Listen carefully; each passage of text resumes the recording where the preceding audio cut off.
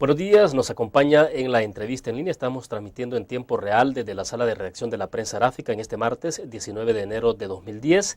Les recuerdo a ustedes que pueden participar en la entrevista si lo desean a través del chat o el correo electrónico william.melendez@laprensa.com.sb. En la entrevista este martes hablaremos de la seguridad pública en el país y las propuestas en materia de prevención. Tengo el gusto de que nos acompañe en nuestros estudios Aida Santos de Escobar, es la presidenta del Consejo Nacional de Seguridad Pública. Licenciada, buenos días, un gusto tenerla con nosotros. Buenos días, William, es un placer volverlo a ver, volverlo a saludar y pues un saludo para todos. Bueno, qué bueno que esté con nosotros, les reitero el agradecimiento. Licenciada, en 7 meses no se pueden juzgar las decisiones de un gobierno, es bien difícil, pues porque apenas está comenzando, pero uno esperaría que puedan verse algunas señales, digamos, en ciertas materias. Y en el tema concreto de lo que a usted le corresponde, que tiene que ver con el Consejo Nacional de Seguridad Pública, quisiera saber cuáles son las señales, digamos, que uno puede, que usted ha enviado a las sociedades de su trabajo y que la sociedad podría percibir, digamos, como posibles cambios en 7 meses de gestión. Hemos estado haciendo un trabajo en una forma integrada. Todas las instituciones que tenemos que ver con el tema de la seguridad pública, estamos haciendo esa coordinación institucional. Hemos ampliado aún más la cobertura a otras instituciones para que participen apoyando los temas de seguridad pública, sobre todo cuando la política de seguridad que estamos impulsando a través del gobierno del presidente Funes, tiene pues como un objetivo principal llegar a las causas que generan violencia, a las causas que generan en un momento dado criminalidad, y lógicamente eso nos obliga a hacer coordinación con otras instituciones como es el Ministerio de Trabajo, como es el Ministerio de Salud, como es el Ministerio de Educación, como es también instituciones que cualquiera podría decir que tiene que ver obras públicas, por ejemplo, en este tipo de trabajo. Y es que obras públicas, cuando nosotros estamos entrando a una comunidad que es considerada de alta violencia, de alta criminalidad, estamos haciendo un trabajo integrado donde Obras Públicas entra a mejorar el ambiente de las comunidades. Estamos también coordinando con el Fondo Social para la Vivienda, con diversas instituciones que de una u otra forma entramos a colaborar también con otros programas como es Comunidades Solidarias Urbanas, está FISDL, está también el cumplimiento de una política integral que se está impulsando a través de este gobierno, y el tema de la seguridad es uno de los componentes. Ahora, pero si, digamos, si le preguntáramos entonces de inmediato cuáles son las diferencias concretas que usted puede mostrar respecto a lo que se hacía en el pasado, y al pasado me refiero a la pasada administración del presidente Saca en materia de lo que se hace en el Consejo de Seguridad Pública. Bueno, una primera medida es que la prevención estaba limitada, su trato en pocos municipios. Nosotros en esos 7 meses y desde que yo llegué a asumir la responsabilidad de la institución, hemos ya hecho el tema de la prevención, hemos impulsado ya programas en lo que es la zona occidental, en lo que es la zona paracentral, en lo que es la zona norte del país, y estamos trabajando con 14 municipios del área del Gran San Salvador, porque la cooperación internacional está destinada para invertir en prevención en los 14 municipios. Pero nosotros hemos ampliado la cobertura en la prevención. En este momento tenemos ya 36 municipios trabajados y estamos impulsando también algo sumamente importante como son los observatorios, el Observatorio Nacional de la Violencia, porque El Salvador no tenía una institución que estuviese midiendo la violencia, sino que teníamos nada más la responsabilidad de manejar el Observatorio Centroamericano de la Violencia. Hoy vamos a tener el nacional, en donde los observatorios municipales van a estar alimentando el Observatorio Nacional, y que nosotros como Consejo Nacional de Seguridad Pública podemos estarle proporcionando a la policía los datos estadísticos de cómo se está midiendo la violencia.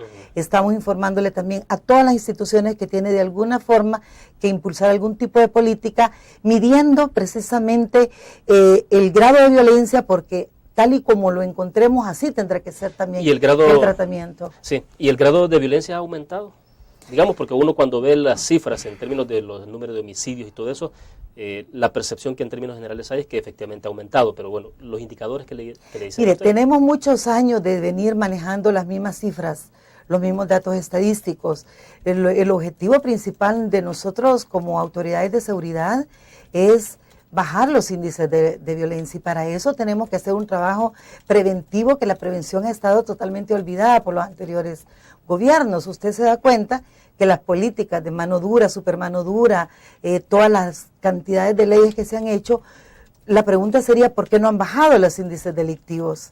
Entonces, esto nos está dando un mensaje de que precisamente la prevención, que fue el tema olvidado por los anteriores gobiernos y que este gobierno le está dando no prioridad, porque el trabajo que nosotros estamos haciendo como instituciones responsables de la seguridad es hacer un trabajo coordinado en donde la prevención está dentro de los objetivos, pero al mismo tiempo está el combate a la criminalidad, pero con un combate más de calidad que de cantidad. O sea, queremos evitar todas esas grandes cantidades de capturas que anteriormente se hacían y que a la larga no eran satisfactorias, como lo que pasó con las leyes antimaras. Y también el tema de la rehabilitación es un compromiso, es un mandato constitucional. Perfecto. Vamos a hacer una pausa en este momento, licenciada. Cuando regresemos quisiera saber si finalmente no priva más en la opinión pública, digamos, el que se impulse en este momento por los índices de violencia que se tienen las medidas de carácter represivas más que la prevención. Es decir, ¿cómo hacer para que se entienda que la prevención es importante en un contexto donde hay un alto índice de criminalidad en el país? Vamos a la pausa, volvemos.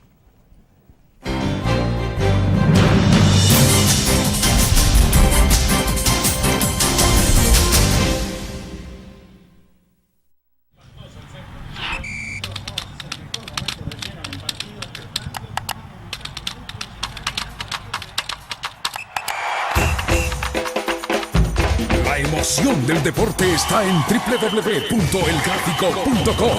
Ingresa al nuevo escenario deportivo y descubrí toda la pasión del deporte. Fotos, videos, fichas y resultados de las mejores ligas del mundo.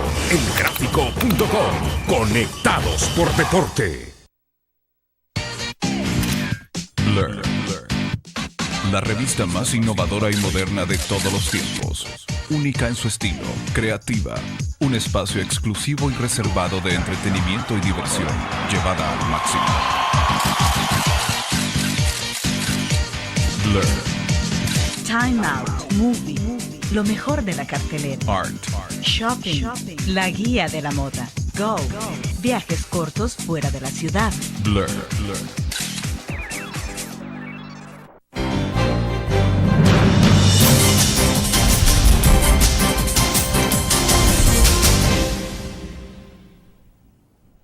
Esta mañana en la entrevista en línea seguimos conversando con Aida Santos de Escobar, presidenta del Consejo Nacional de Seguridad Pública. Licenciada, le decía entonces, ¿cómo hacer para que se entienda de que sí es necesaria la prevención en este país? Porque de repente hay gente que dice, bueno, la situación se ha desbordado en tema de los homicidios, la violencia generalizada, cualquier persona que asesina a otros, como el caso que vimos de este joven Romero que asesinó a 2 personas saliendo de un restaurante por un problema de estacionamiento.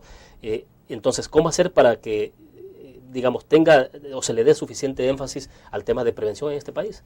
Bueno, imagine ese caso que usted acaba de mencionar, el tipo no es pandillero. Claro.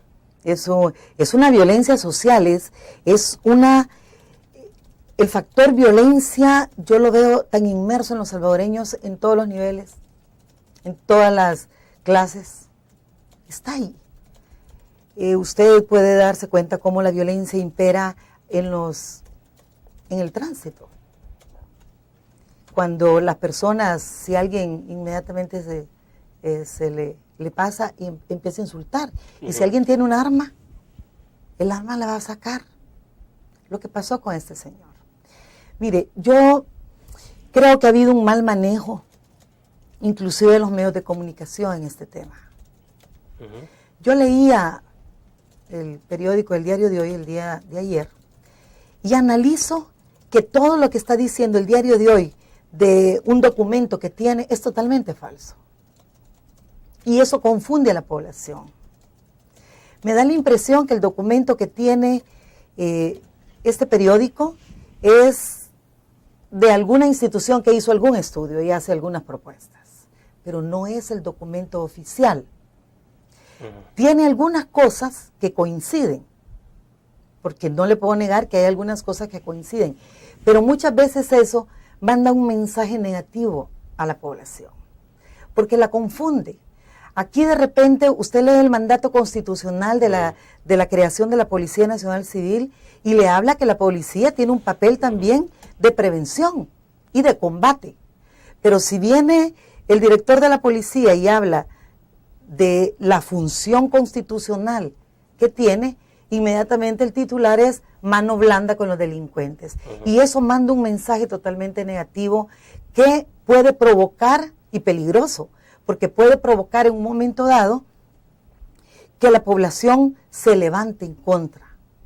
Licenciada, pero vaya, cuando se habla, por ejemplo, de que hay de repente alguna mutación de las pandillas que están más siendo influenciadas por los grupos como el Grupo Z, este grupo de narcotráfico, el Grupo Z que domina sobre todo en México, parte de Guatemala, y que estarían queriendo controlar las pandillas, ¿eso no es cierto, ese tipo de información? Mire, ¿cómo no?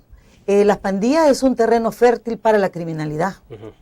Pero cuando nosotros tenemos un fallo emitido por la Sala de lo Constitucional, que el ser pandillero no es ser criminal, y cuando nosotros tenemos principios penales, del derecho penal y de la Constitución, donde nos está estableciendo garantías como la presunción de inocencia, como el derecho a un debido proceso, a que se pruebe que esta persona tiene derecho a una defensa. Entonces, cuando uno tiene toda esa cantidad de garantías constitucionales, tenemos que hacer una política también acorde y respetando la legalidad.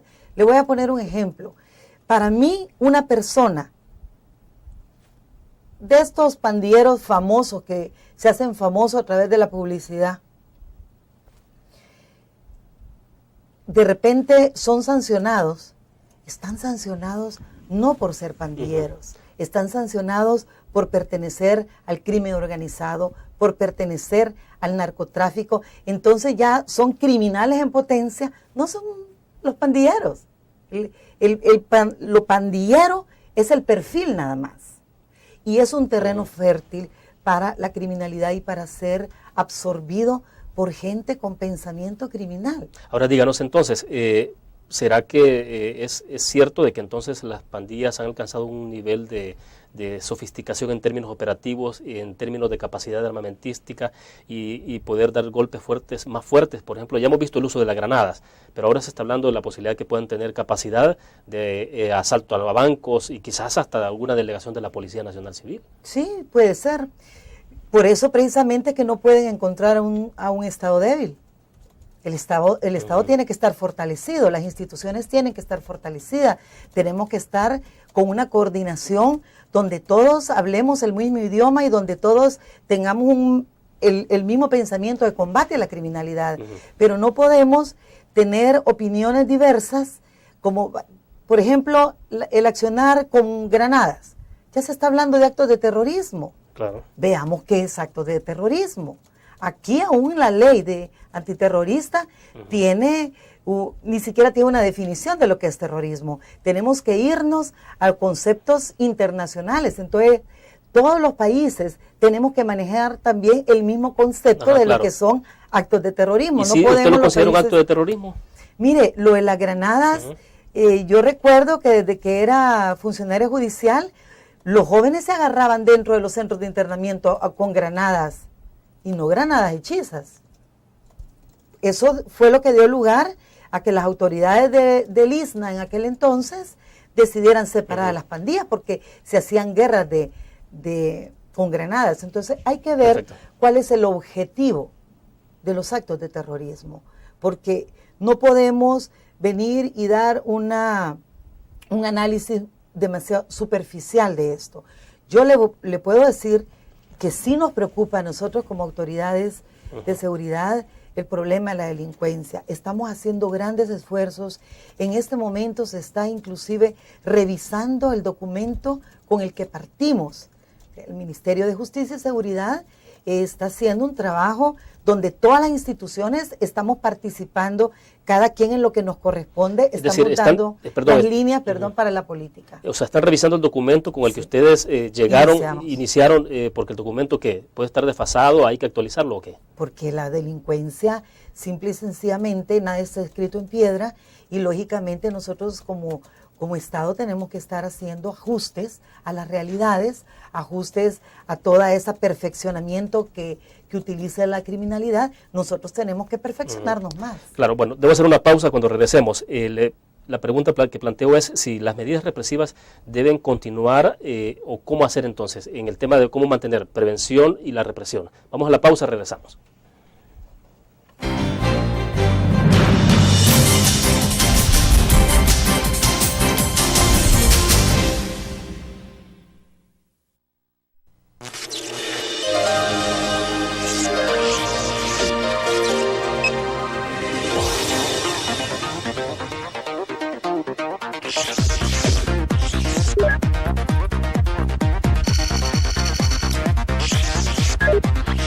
Estimulamos tus sentidos para que leas, veas, escuches e interactúes con la verdad. LPG Multimedia.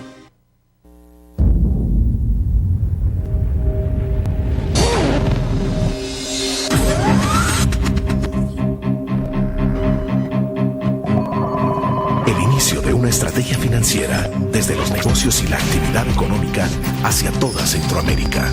El Economista Regional, una revista especializada donde encuentras el panorama empresarial y los principales movimientos financieros. El Economista, el modelo regional de información económica.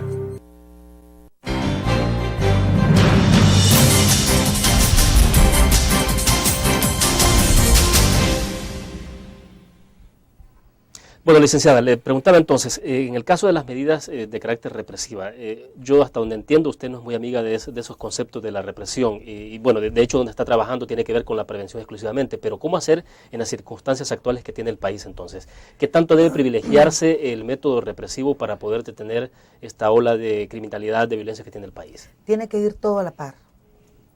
Usted no puede dejar el combate a la criminalidad. El combate a la criminalidad tiene que ir, y lógicamente el accionar de la policía es con medidas de represión. Usted no le va a ir a pedir permiso a un delincuente, usted lo va a abordar, usted lo va a combatir, usted lo va a enfrentar.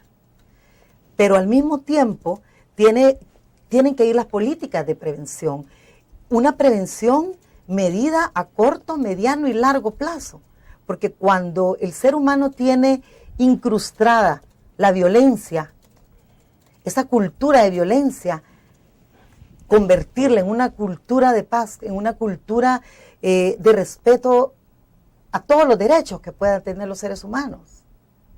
Entonces, no es fácil, porque la educación comienza inclusive desde la casa, desde que los padres, la responsabilidad que tienen los padres en el control, en la formación de sus hijos, que es la primera educación. Ahora, siempre se ha dicho de que la represión es más costosa que la prevención en términos incluso económicos, que puede ser, digamos, a veces hasta mucho más barato aplicar los métodos preventivos, pero ¿por qué no se privilegia en algunos momentos? ¿Usted cree, o en el gobierno actual se está privilegiando mucho la prevención? Se está privilegiando, los países amigos también lo están privilegiando, a tal grado que en este momento hay muchos países que están cooperando. Europa, por ejemplo, a través de la Unión Europea, está financiando el proyecto más costoso que está teniendo en este momento el tema de la prevención. Son 17 millones de dólares a invertir en 14 municipios del Gran San Salvador. Naciones Unidas también hay una inversión grande de 8.5 millones, donde estamos haciendo un trabajo, todas las 5 organizaciones de las Naciones Unidas, conjuntamente con el Ministerio de Justicia y el Consejo Nacional de Seguridad Pública, trabajando con la Alcaldía de San Salvador. Y yo considero que uno de los éxitos que va a poder tener el tema de la prevención en este país es que, tal y como lo ha dicho el señor presidente, él está haciendo un gobierno de unidad en donde nos ha pedido a todas las autoridades trabajar con todos los gobiernos locales, sin distinción de colores políticos. Eso puede dar mucho resultado, y no como sucedió en el pasado, en donde el anterior gobierno únicamente trabajaba de la mano con las alcaldías que eran de su partido. Entonces, hay un mensaje claro en que a nosotros nos interesa llegar a las personas más vulnerables, más necesitadas, más emproblemadas, y es así como todas las políticas impulsadas por este gobierno en diferentes dependencias, estamos con ese mismo enfoque integral. A ver, quiero escuchar su opinión sobre una información que llevamos justo ahora en la prensa gráfica, licenciada. Y es que, bueno, la Academia Nacional de Seguridad Pública ha decidido que cualquier aspirante a policía deba notificar si tiene familiares o parientes pandilleros.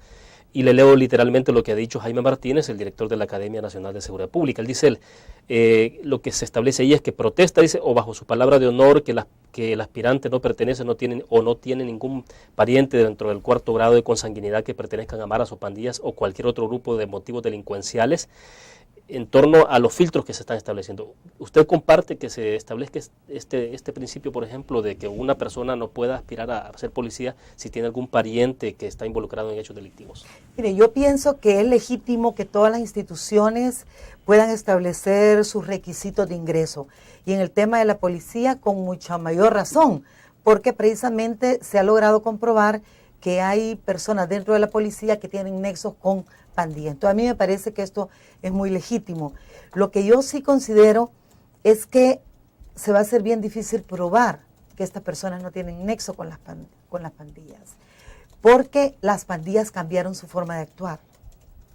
Y yo no solamente me iría con los pandilleros. Para mí, todas aquellas personas que tienen nexo con personas involucradas en el crimen organizado, en el narcotráfico, y es que precisamente por estos mismos principios constitucionales de los cuales yo le hablaba, cualquier persona podría interponer un amparo por estársele violando un derecho, una garantía constitucional. Pero a mí me parece legítimo que la Academia de Seguridad Pública esté estableciendo estos requisitos, pero yo lo ampliara más, no me quedara limitada solamente a las pandillas, sino que a las personas que puedan tener nexos con crimen organizado también. Ahora, pero no se les está violentando los derechos a estas personas, es decir, ¿por qué tiene que pagar las consecuencias un joven que quiera aspirar a ser policía de este país? Y bueno, ahí tiene un pariente en lo que establece la ley que está metido en alguna pandilla o en otro tipo de hechos delictivos, y él incluso quizás ni lo sabe. Sí, exactamente. Por eso me iba más a la forma de probarlo, porque solamente le van a pedir una declaración jurada. La Academia de Seguridad Pública no tiene todo ese equipo que comience a investigar a cada persona que quiera ingresar a la policía. Sí, pero yo me refería más al hecho de que si no se le viola un principio, el hecho de que esta persona sea excluida de un proceso como ese, cuando no es él el que está involucrado. Por eso le decía yo que cualquiera podría interponer un amparo en la Corte Suprema de Justicia por esa discriminación. Pero a mí me parece legítimo que la Academia de Seguridad Pública tome medidas de control, precisamente para evitar lo que se ha estado dando, infiltración de pandillas en la institución policial. Bueno, vamos a la pausa, regresamos con más de la entrevista en INE, ya volvemos.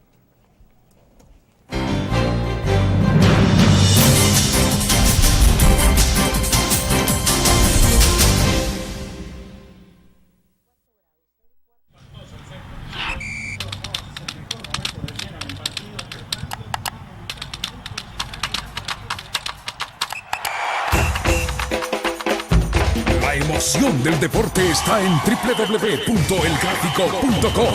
Ingresa al nuevo escenario deportivo y descubrí toda la pasión del deporte. Fotos, videos, fichas y resultados de las mejores ligas del mundo. Elgráfico.com. Conectados por deporte. Learn. La revista más innovadora y moderna de todos los tiempos. Única en su estilo, creativa. Un espacio exclusivo y reservado de entretenimiento y diversión, llevada al máximo. Blur. Time Out, Movie, lo mejor de la cartelera. Art. Shopping, la guía de la moda. Go, viajes cortos fuera de la ciudad. Blur.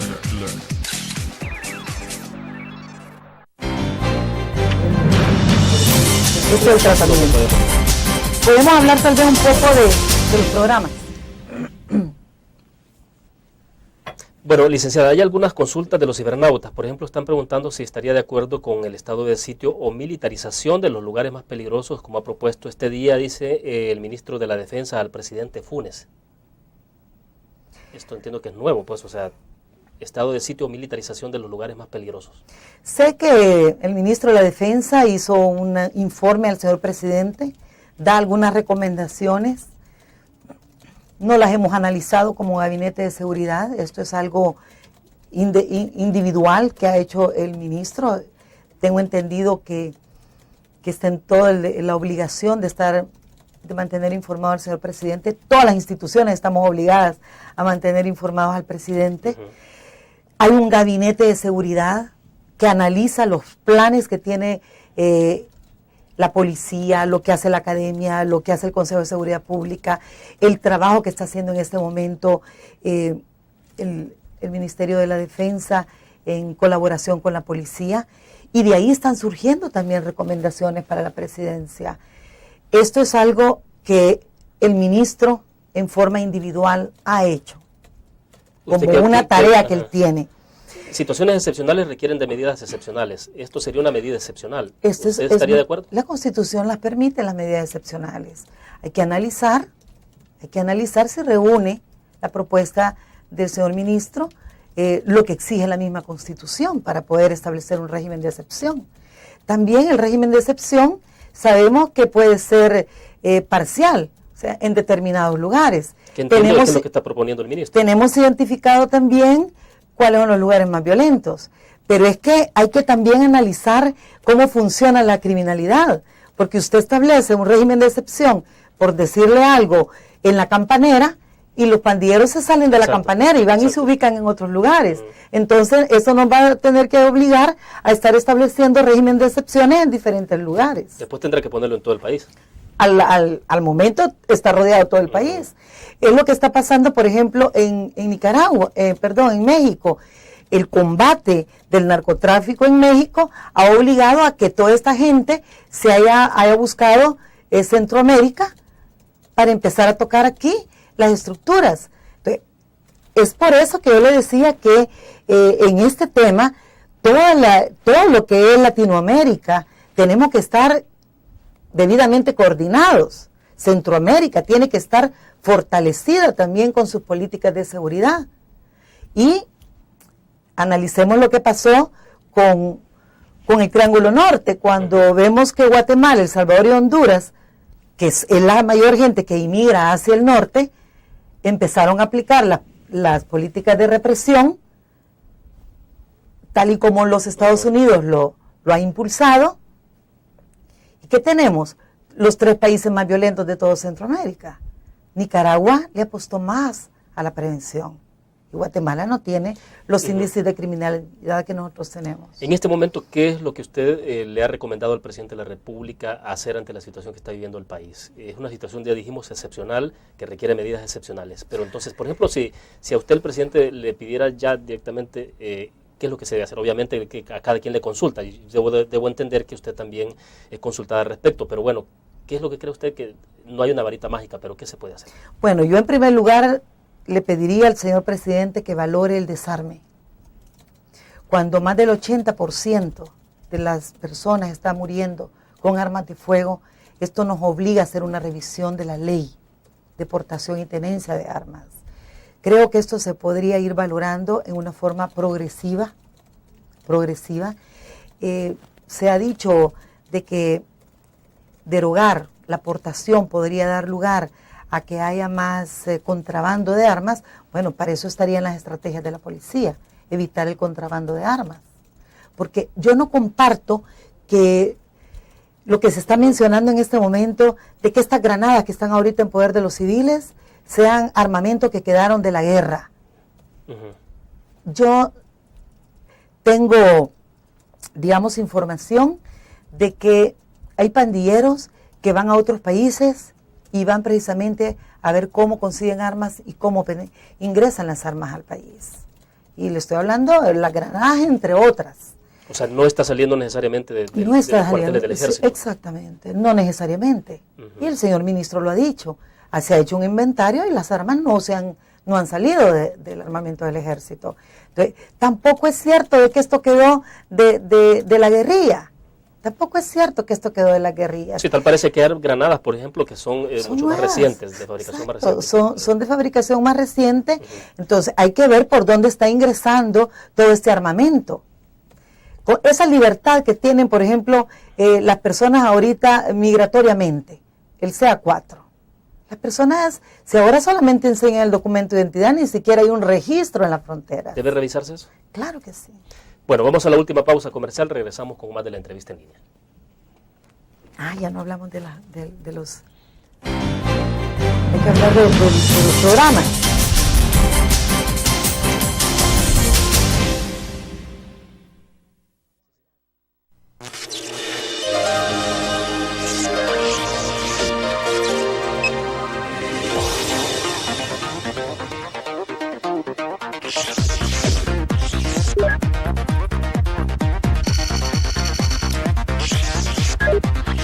Estimulamos tus sentidos para que leas, veas, escuches e interactúes con la verdad. LPG Multimedia.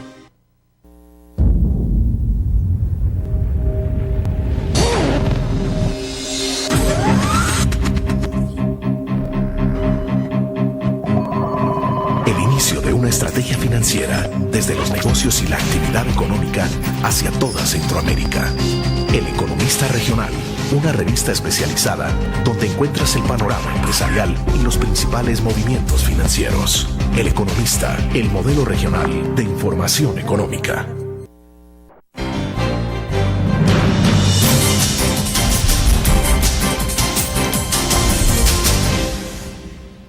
Licenciada, dos preguntas puntuales de los cibernautas. Dice, y bueno, preguntas y comentario a la vez. Tal parece que la población ya no reconoce las autoridades legítimas y no hay temor de delinquir o asesinar, y eso me atemoriza, dice un cibernauta. El segundo dice, pregunta, reservarse el derecho de admitir a un ciudadano en la Academia de Seguridad Pública con familiar en pandillas. ¿No debería aplicarse esto de igual manera a los funcionarios? Bueno, le dejo plantear las dos inquietudes. Sí, por eso es que yo no solamente lo limito a las pandillas, sino que lo limito también a otro tipo de delitos que también están considerados crimen organizado. Corrupción, por ejemplo, forma parte del crimen organizado.